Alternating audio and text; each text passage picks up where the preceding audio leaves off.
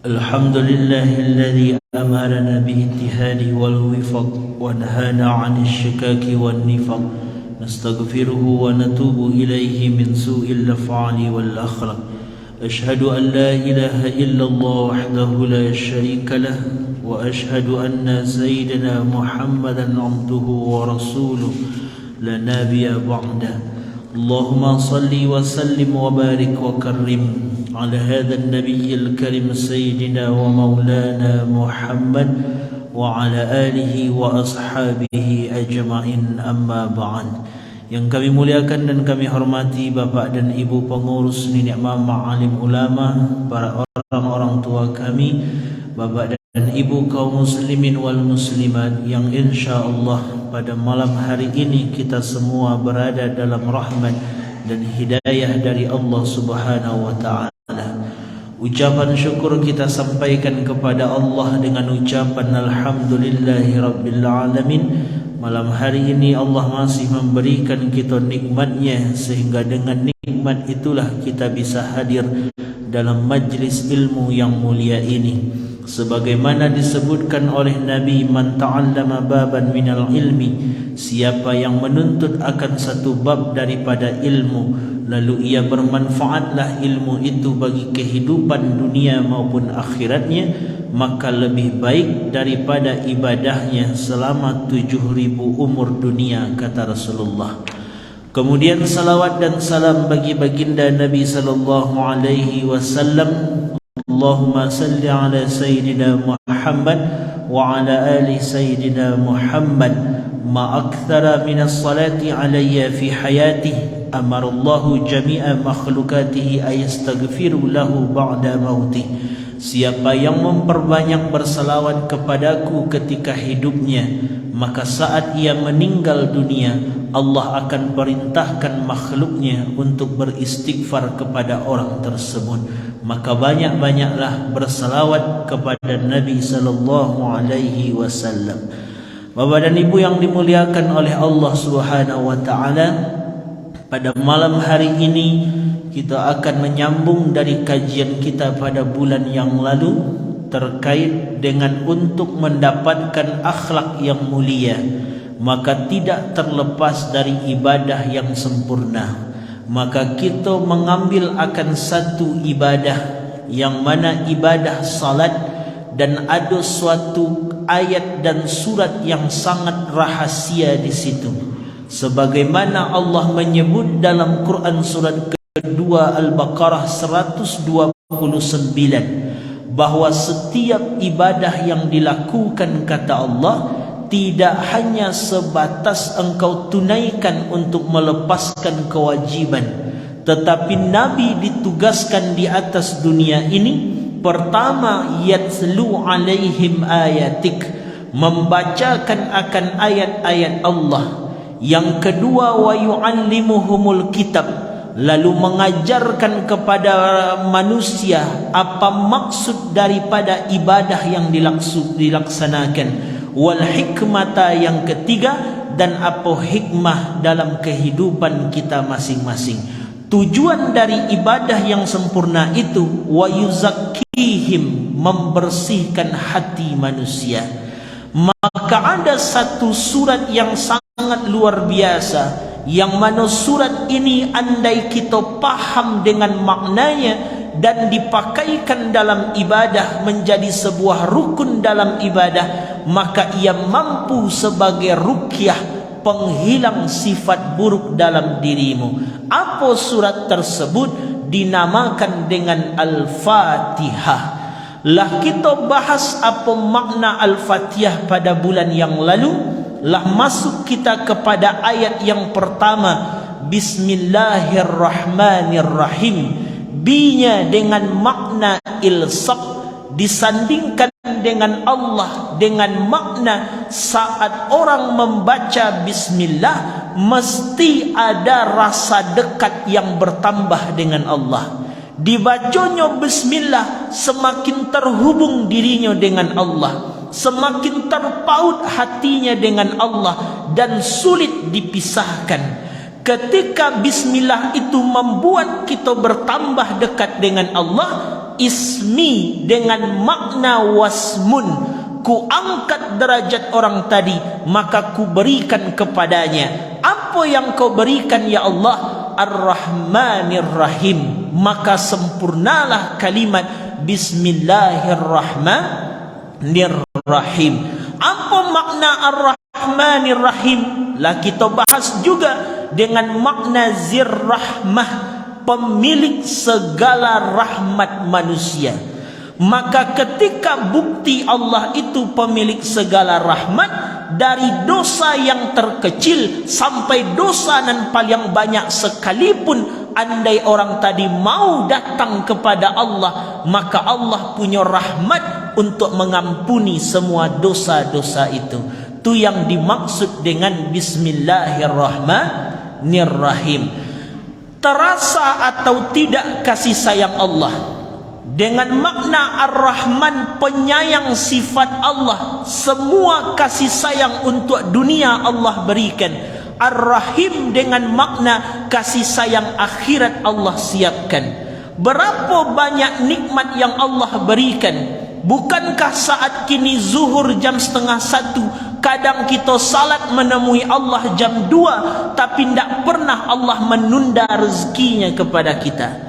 Kadang banyak kini asarnya jam 4, karena kesibukan kita bekerja perkara dunia. Jam 5 kita baru ke salat asar, tapi tidak pernah Allah menunda dari nikmatnya kepada kita. Maka lai taraso rahmannya Allah. Di situ masuk ayat kedua, Alhamdulillah, mau kasih banyak ya Allah. Tunan ayat kedua. Jadi ini yang akan kita bahas malam hari ini. Apa sambungan dari kajian yang lalu pada ayat yang kedua, apa makna dari Alhamdulillahirabbil alamin. Maka kita bahas satu persatu. Yang pertama ada alhamdu, yang kedua ada nanti lillahi rabbil alamin.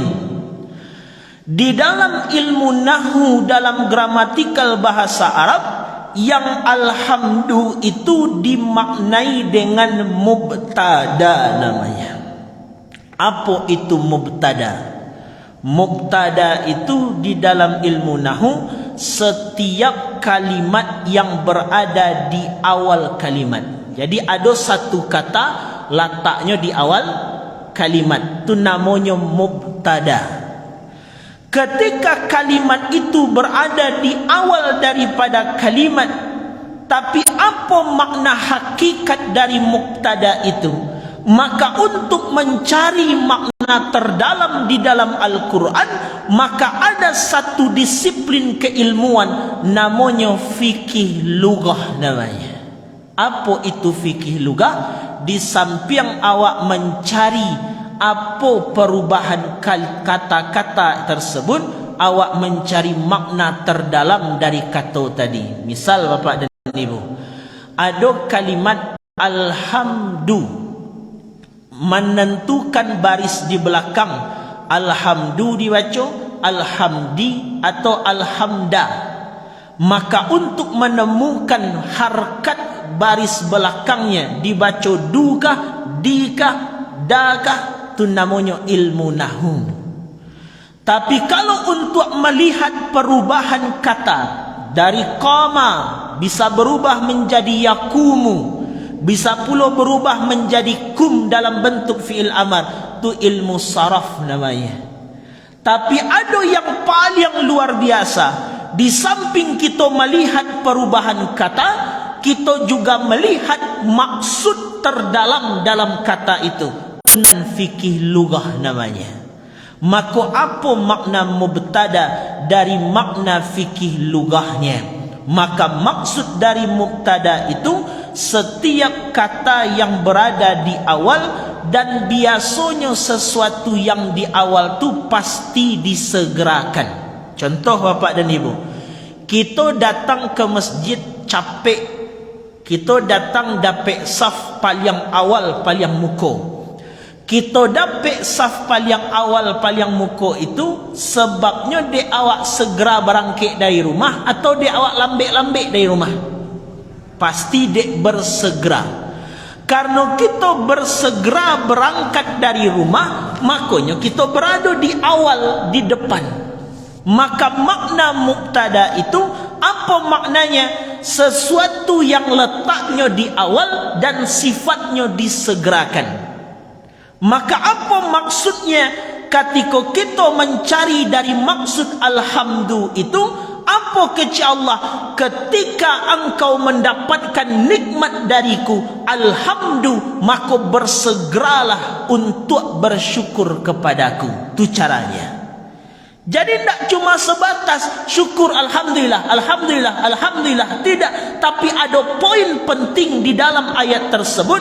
Apapun nikmat yang kuberikan dan engkau terima nikmat itu, alhamdu, dengan makna bersegeralah engkau untuk mengucapkan atau bersyukur kepadaku. Jadi ada kalimat segera, capek bersyukur. Karena Allah tahu manusia tu kadang jarang-jarang bersyukur, kadangnya lupa bersyukur. Maka saat kita membaca alhamdulillah di dalam salat, itu mengingatkan ada rasa keinginan untuk bersegera mensyukuri semua nikmat yang Allah berikan. Tapi cukupkah bersyukur itu hanya sebatas dengan mengucapkan alhamdulillah? Maka saat mensyukuri nikmat Allah nan Ar-Rahmanir Rahim tadi, ada 3 adab nan mesti dipakai. Jadi tadi kan awak lagi terasa dia Pak Ibu, Bismillahirrahmanirrahim. Terasa tak kasih sayang Allah di situ Pak Ibu? Lain, maka langsung awak bersegera untuk bersyukur. Makanya bukti awak segera, awak langsung mengucapkan alhamdulillah. Tapi cukupkah dengan alhamdulillah? Tidak. Kata para ulama mengatakan ada adab yang mesti dipakai saat diberikan nikmat oleh Allah. Apa itu? Nan pertama, saat nikmat diberikan oleh Allah, segeralah untuk mengucapkan kalimat tahmid. Itu nan pertama. Capek dapat nikmat, langsung ucapkan alhamdulillah, segera. Yang kedua, dari makna alhamdu, cokana kajian bulan lalu, ada pakai alif lam di depannya. Al. Apa arti al Bapak dan Ibu? Apa arti al Bapak dan Ibu? Dari takana bulan lalu. Tak takana leh.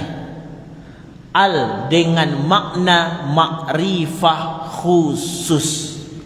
Maka saat engkau membaca alhamdulillah, ada alif lam di depannya dengan makna khusus. Apa maksudnya?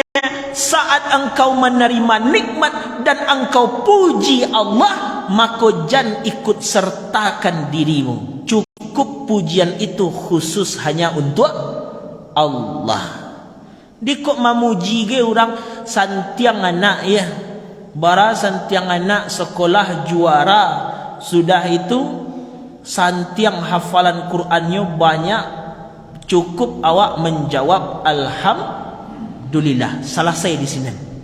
Tapi jangan ditambah lagi santiang anak ya sudah juara sekolah hafalan Qurannya gelah 30 juz.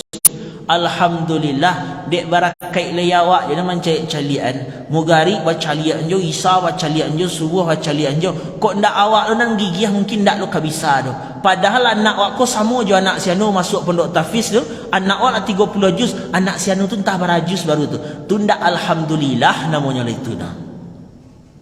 Tu yang sering kita lalai di situ, yang sering kita kanai di situ dari kalimat itu tersebut. Sering kita membaca dalam salat alhamdulillahirabbil alamin 7 balik kali minimal kita membaca itu dalam salat. Tapi di luar salat, saat kita dipuji oleh orang, masih ada jo rasa untuk mengikut sertakan diri kita. Maka jangan ikut sertakan, karena makna al di depan itu khusus. Puji-pujiannya hanya serahkan untuk Allah saja, jangan ikut sertakan dirimu. Dipuji pun kita diorang alhamdulillah, berhenti di sini. Dipuji pun kita diorang alhamdulillah, selesai di situ. Jangan tambah dan ikut sertakan dirimu. Itu makna al yang pertama. Lalu makna al yang kedua dengan makna istighraq namanya. Apa itu istighraq? Istighraq itu menunjuk kepada keseluruhan. Jadi istighraq itu menunjuk kepada keseluruhan. Saat awak membaca alhamdulillah, bahawa nikmat dan disyukuri bukan hanya ini, tapi semua nikmat mesti disyukuri kepada Allah. Itu makna alhamdulillah. Jadi ada dua maknanya. Apa maknanya Pak Ibu? Dan pertama, saat membaca alhamdulillah, khususkan hanya untuk Allah, jangan ikut sertakan. Yang kedua, makna al dengan makna istighraq. Apa itu istighraq? Semua nikmat, jangan cik-cik. Kini kadang dapat pitih banyak baru terucap alhamdulillah. Tapi ketika badan sehat lupa mengucap alhamdulillah. Ketika lai tabali tanah untuk membuat rumah, tak baca alhamdulillah. Tapi ketika masih hidup dan terbangun di pagi hari, kita lupa baca bismillah. Maka makna alhamdulillah tidak hanya pada satu dan dua nikmat, tapi pada keseluruhan pemberianku, syukuri kepada Allah. Tunan makna alhamdulillah. Lalu kalimat alhamdulillah itu disandingkan oleh Allah. Tadi yang keberapa Pak Ibu? Pertama, saat kita diagih nikmat, mengapa pertama Pak Ibu?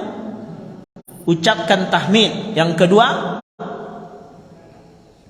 makna alhamdulillah itu khususkan untuk Allah dan syukuri keseluruhan nikmat Allah. Dan ketiga, mengandung makna syukur. Apa makna dari mengandung makna syukur? Syukur itu dimaknai oleh para ulama ungkapan terima kasih dan bahagia atas nikmat yang diperoleh dengan menggunakan nikmat itu sesuai dengan fungsi yang Allah inginkan. Jadi yang syukur itu apa? Kita diagih Ar-Rahmanir Rahim, alhamdulillah. Awak syukuri nikmat Allah dengan menggunakan nikmat itu sesuai dengan fungsi yang Allah sebutkan. Bagi contoh, mungkinlah pernah kami bagi contoh bulan lalu. Bapak Ibu pernah kini meminta rumah ke Allah? Lain pernah berdoa minta rumah Bapak Ibu? Lain tak? Kalau nak nindak tu dek rumah lain tu, makanya indak minta. Cubalah kalau rumah tak ada, pasti itu doanya, ya rumah ya Allah, ya rumah ya Allah. Ketika kita minta, ya Allah berikan aku rumah, maka Allah agih nikmat rumah. Apa kaidahnya? Saat nikmat diagihkan, maka alhamdulillah segera untuk bersyukur. Maka apa makna syukur? Menggunakan nikmat Allah sesuai dengan fungsinya. Saat rumah itu diberikan oleh Allah, fungsi rumah. Apa fungsi rumah? Lah kita sebut dulu. Fungsi rumah itu 3. Pertama, rumah disebut dengan maskan. Asal katanya sakinah. Maksudnya rumah itu adalah tempat ketenangan dan kenyamanan. Maka fungsi pertama, buatlah rumah tu menjadi tampik dan paling nyaman kita di dalamnya.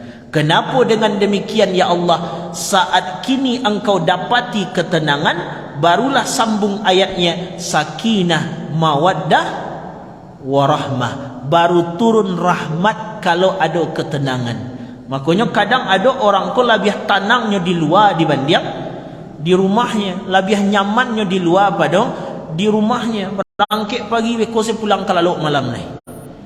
Maka fungsi yang pertama itu tempat dan paling tenang. Kalau engkaulah bisa bangun rumahmu itu sebagai fungsi tempat yang paling tenang, janjiku kuturunkan rahmat di situ. Lalu ada fungsi yang kedua. Fungsi kedua, dinamai dengan manzil namanya. Asal katanya nazala. Apa arti manzil? Tempat turun. Anan diturunkan cinta, kasih sayang, perhatian.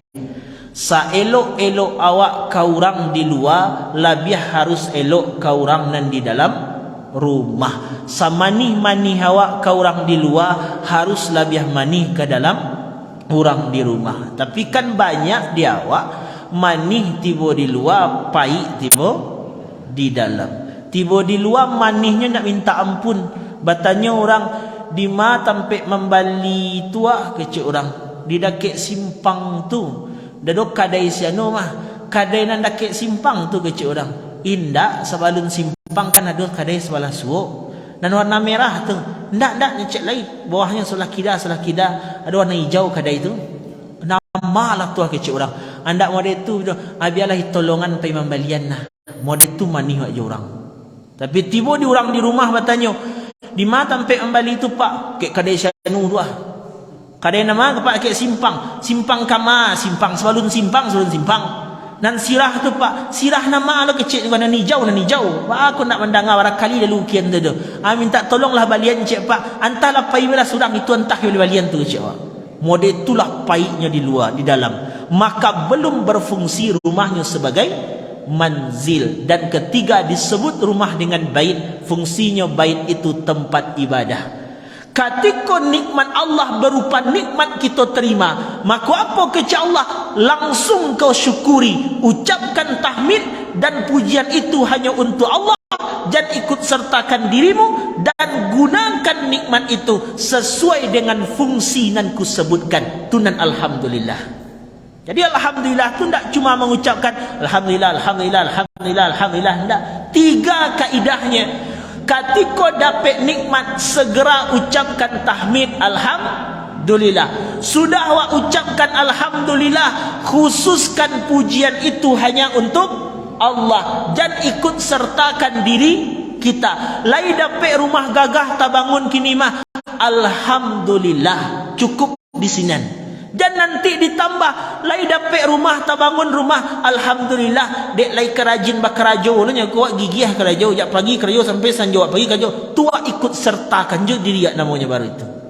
Lalu ketika sudah engkau ucapkan tahmid dan tidak engkau ikut sertakan dirimu, pergunakan nikmat itu dan ketiga sesuai dengan fungsi yang Allah inginkan. Atunan hakikat makna alhamdulillah. Dan hakikatnya, cuba cari nikmat Allah semua ini. Allah tidak digunakan sesuai fungsinya. Mata, apa fungsi mata? Dalam Quran melihat kepada yang baik-baik. Ada tidak kita lihatkan ke yang baik-baik? Mulut apa gunanya, fungsinya? Faliyakul khairan, katakan yang elok, auliyasmut, kalau tidak diam kecil Allah. Ada tidak mulut kau digunakan membicarakan yang baik-baik? Jangan nikmat Allah dia mulut, tapi mulut masih suka berbicara yang tidak baik. Caliak pula kaki, apa fungsinya? Melangkah tempat yang baik. Ada tak kaki kau datang ke majlis ilmu? Ada tak kaki kau datang ke tempat salat berjamaah dan tempat-tempat baik lainnya? Kalau lain digunakan, itu nan hakikat alhamdulillah. Lalu disandingkan alhamdulillah itu dengan Rabbil bakok jo Rabbil Alamin. Apa itu Rabbil Alamin? Ketika kalimat alhamdulillah disandingkan dengan Rabbil Alamin, apa itu Rabb? Rabb itu menunjuk kepada sifat Allah yang merawat, memperhatikan dan menyayangi. Itu dan Rabb. Jadi setiap disebut Rabb itu menunjuk ke sifat Allah yang merawat, memperhatikan, menyayangi. Maka apa makna Rabbil Alamin? Penguasa seluruh alam yang kini beliau menguasai dan merawat, menjaga makhluknya. Jadi Rabbil Alamin itu Tuhan penguasa seluruh alam yang tugasnya untuk merawat, menjaga setiap makhluknya. Bagi contoh Bapak dan Ibu, Kalau disebut nama raja, raja, kira-kira raja tu punya sifat pengasih penyayang tak Pak Lim? Kalau tasawuf raja dalam pikiran awak punya sifat penyayang tak? Ada tak Pak Lim? Atau ikulah disebut raja, untuk bertamu jo raja tu mudah atau sulit? Sulit dalam pikiran kita. Kalau tasawuf nama raja, untuk dekat jo raja tu sulit atau mudah? Sulit, susah. Tu fikiran kita. Karena semua orang saat disebut, maka akan benaknya bahawa raja itu seseorang yang sulit untuk ditemui dan sulit untuk didekati. Tu tak fikir awak mana itu. Lalu muncul pertanyaan dari kalimat Rabbil Alamin. Rabbil Alamin, penguasa seluruh alam. Kalau jo rajo nan di atas dunia saja sulit bertemu, susah untuk dakik, bagaimana dengan penguasa seluruh alam? Apa sulit je ndak basuo dengannya? Sulit je ndak untuk dekat dengannya? Kanonnya bukan raja biasa, tapi raja sekalian alam. Untuk menjawab kalimat itu disandingkan dengan ayat ketiga, Ar-Rahmanir Rahim.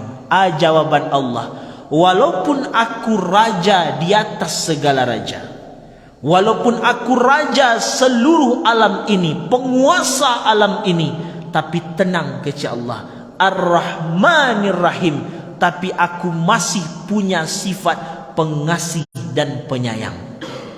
Yang ingin dekat denganku tidak sulit kecil Allah.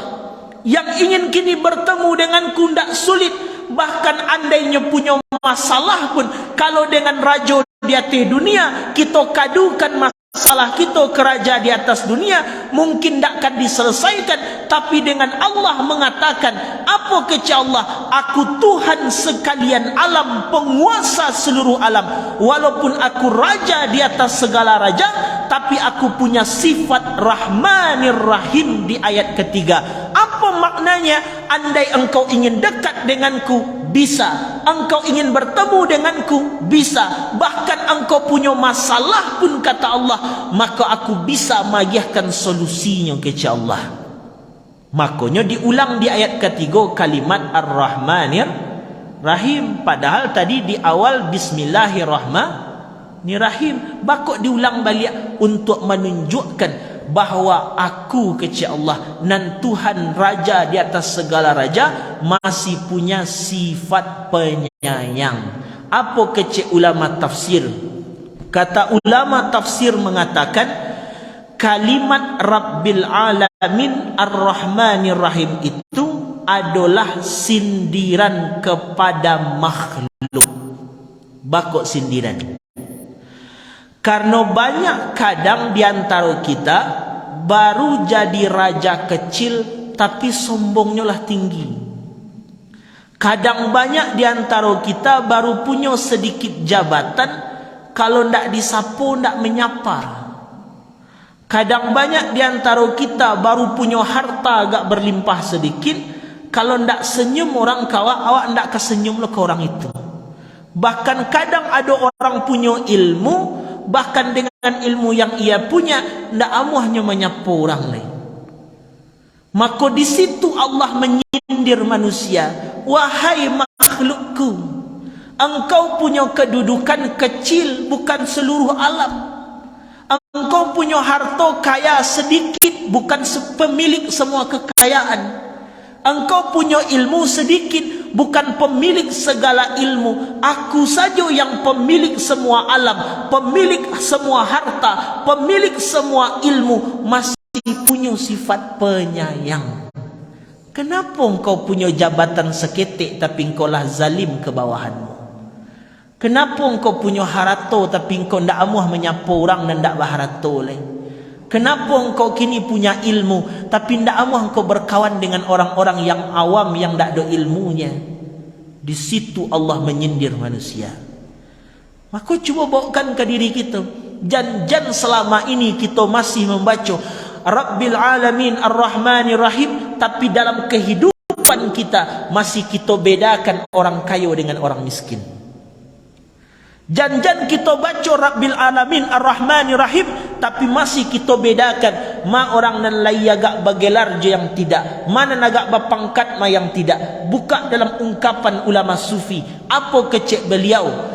Sepanjang orang tadi masih membedakan yang kaya dengan yang miskin, yang berjabatan dengan jelata, maka sampai kapanpun tak akan pernahnya dekat dengan Allah. Itu jawabannya. Orang kaya mani saja, masuklah, minum dia dulu, masuklah. Di adunan wa aruan pitihnya banyak. Tapi cuba orang bangsai, katanya di kemah celiak malah kata, mantun saja wak. Engkau bedakan juga orang kaya dengan orang miskin, orang berjabatan dengan tidak, maka engkau belum paham dengan Rabbil Alamin Ar-Rahmanir Rahim. Nah, itu yang dipakaikan. Kok kadang aneh, cuma beda pengajian namun tidak bakas sapuan, kan aneh. Cuma beda amalan tapi tidak mau bakas sapuan. Tu di masih makna ayat yang baca dalam sembahyang terus. Kan itu masalahnya. Cuma beda saja. Aduh, kadang kita temui yang ciknya dalam artian salatnya, yang cik le salatnya sudah salat pakai doa bersama, yang cik tak pakai doa bersama, akhirnya tak mau bakas sapuan. Masa cuma masalah itu tak bakas sapuan? Saja makna Rahmani Rahim yang kau baca dalam salat itu. Pertanda bacaan tu baru di lidah, ada tembus ke hatinya. Matawu basuh je orang, kalaulah je orang dan lai gak berjabatan datang ke rumah, tak tanggung buka pintu gadangnya. Tapi tiba orang yang tak berjabatan, kadang bawa talo kanak kecil selama tak di rumah. Itu kan tak duduk makna Rabbil Alamin Ar-Rahmanir Rahim. Maka kalau kita punya sesuatu yang Allah lebihkan, jangan untuk disombongkan, tapi cari surga Allah dengan itu. Nyo gitu saja Bapak dan Ibu. Kenapa kita kok tak kaya semua? Misal ibu kayu ambo tak. Kenapa ibu kayu ambo tidak? Kenapa ibu kayu bapak tidak? Karena ibu dia harta yang berlebih untuk mengejar bapak yang tidak punya harta. Bakok mari itu. Apa ku mungkin pitihnya tak banyak, tapi tahajudnya tiap malam. Ibu tak sempat tahajud tiap malam, makanya Allah agiahkan harta. Kecil Allah, engkau tak sempat tahajud tiap malam, ku agiahkan harta, susul apa tu ke surga. Kecil Allah. Jadi ayat Allah titipkan kepada kita bukan untuk disombongkan, tapi kejarlah surga dengan itu. Kita punya ilmu. Kenapa kita punya ilmu Allah agiahkan? Mungkin kita tak sempat seperti orang kaya nanti sebentar sedekah. Kita tidak sempat seperti seseorang yang tiap hari baca Quran. Tidak sempat seperti orang yang tiap hari berpuasa. Misalkan Nabi Daud puasanya. Maka Allah agiahkan ilmu bukan untuk disombongkan, tapi cari surgamu dengan itu, kata Allah. Makanya itu nan Rabbil Alamin Ar-Rahmanir Rahim. Jadi kalau seandainya Bapak dan Ibu, ada jo orang sombong dengan itu, dia punya harta tapi sombong, punya jabatan sombong, punya ilmu sombong. Sianan punya apa ni? Siapa yang punya serolahnya? Rabbil aku dan penguasa. Kalau ada orang sombong jahat tu, bisiak sekat telinganya, Pak, titipan. Tunggu itu saya mengananya leh, supaya nak takkan adanya bahasanya yang bukan punya. Cali Allah berkata, aku nan penguasa masih sayang ke umatku, ke hambaku. Kenapa engkau dan punya jabatan seketik zalim? Kenapa engkau punya harta sedikit sombong? Kenapa engkau punya ilmu sedikit sombong? Tak nampakkah engkau di kisah masa lalu? Bukankah seseorang pejabat yang sombong ku tenggelamkan dalam lautan kecil Allah? Tak engkau lihatkah ada Qarun yang sombong dengan hartanya, ku benamkan dengan harta-hartanya kecil Allah? Makanya di situ makna Rahmanir Rahimnya tersebut.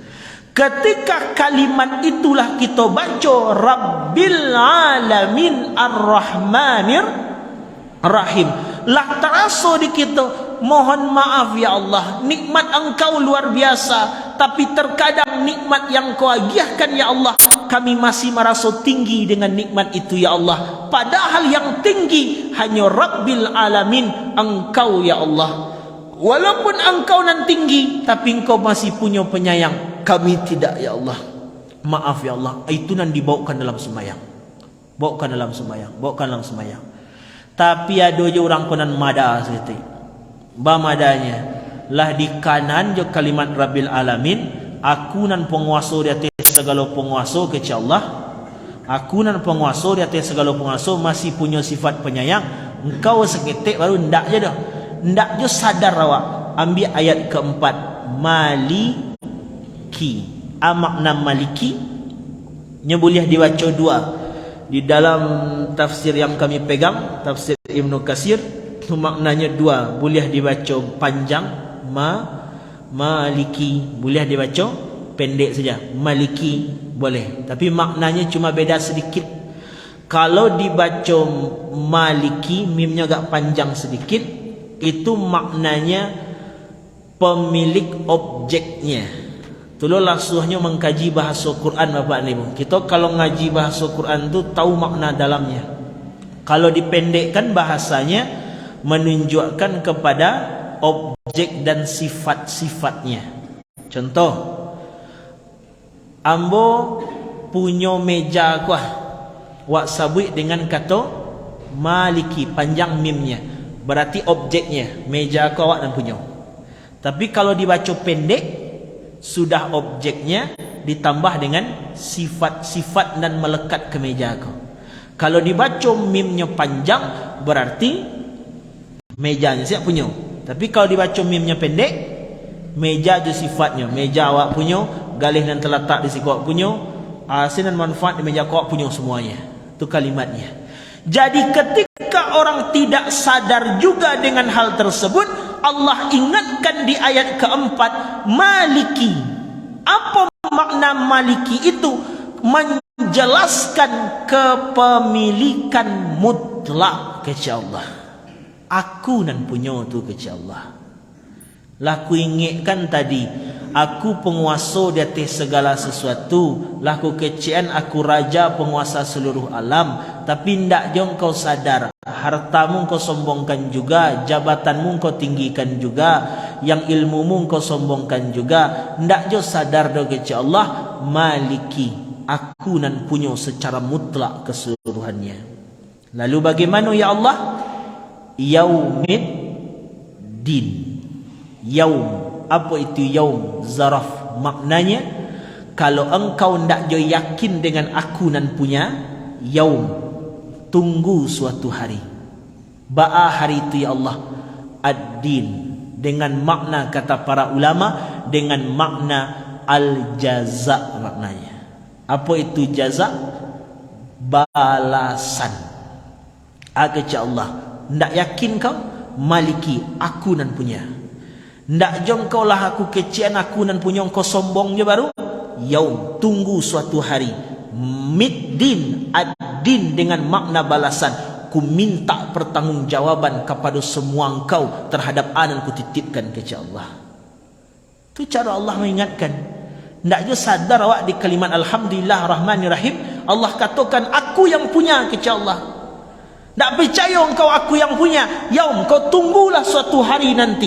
Yang hari itu kepada Allah dengan makna zaraf. Apa itu zaraf? Harinya tak lama, dekat kepada Allah. Bagaimana hari itu ya Allah? Ad-din dengan makna al-jaza, akan ku minta pertanggungjawaban terhadap anan ku titipkan kau ke semua.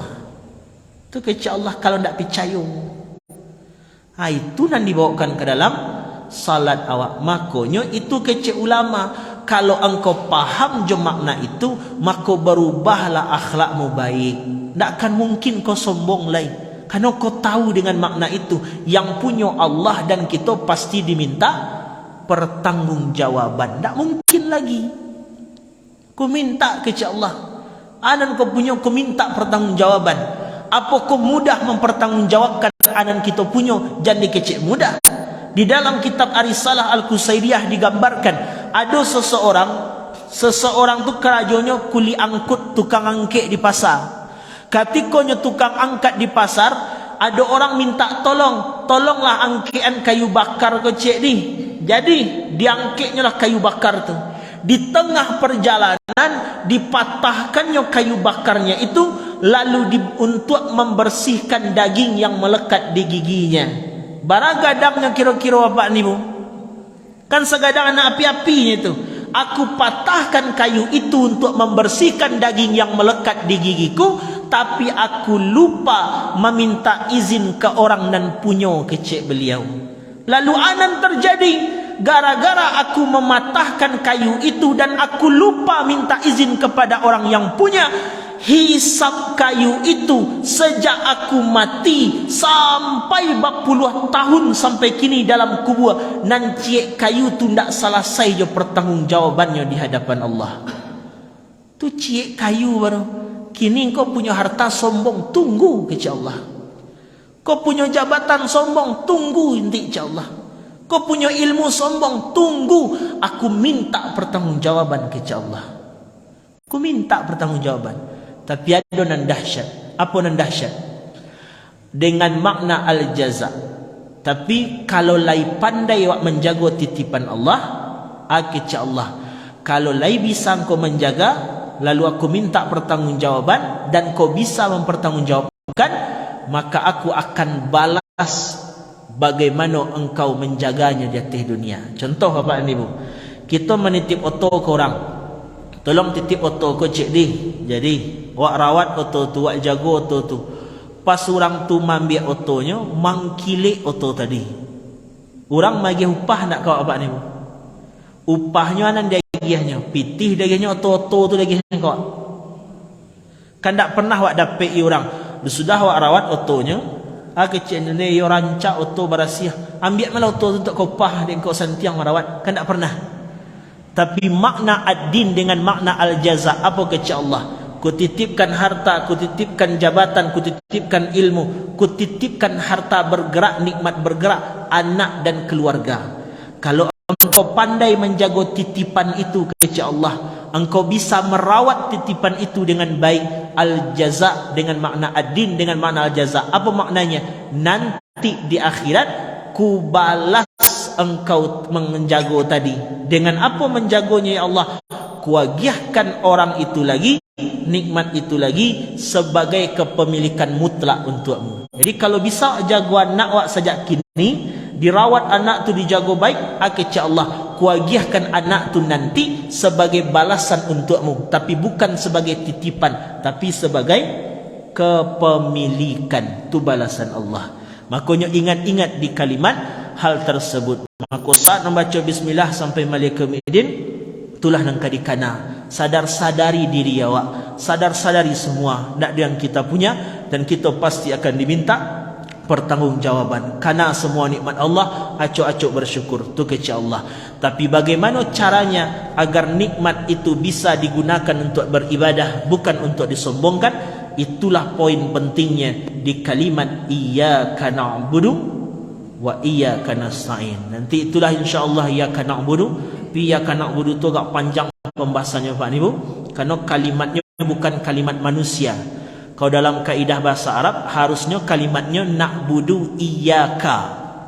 Kalau dalam bahasa Arab harusnya ada itu susunannya, na'budu iyyaka. Tapi kenapa Allah menyebut bukan dengan na'budu iyyaka, tapi kenapa Allah menyebut iyyaka itu luar biasa. Banyak orang bisa na'budu tapi lupa memahami iyyakanya. Padahal di iyyaka itulah poin pentingnya ibadah tersebut. Mungkin itu sajalah dulu Bapak dan Ibu terkait dengan alhamdulillah ar-rahmanir-rahim maliki yaumiddin. Soal nanti sambungannya insya-Allah kita lanjutkan. Kalaulah paham gitu dengan itu, insya-Allah dari ibadah yang sempurna akan muncul akhlak yang mulia nantinya. Al-Fakir adai filallah. Allahumma salli ala sayyidina Muhammad wa ala ali sayyidina Muhammad. Assalamualaikum warahmatullahi wabarakatuh.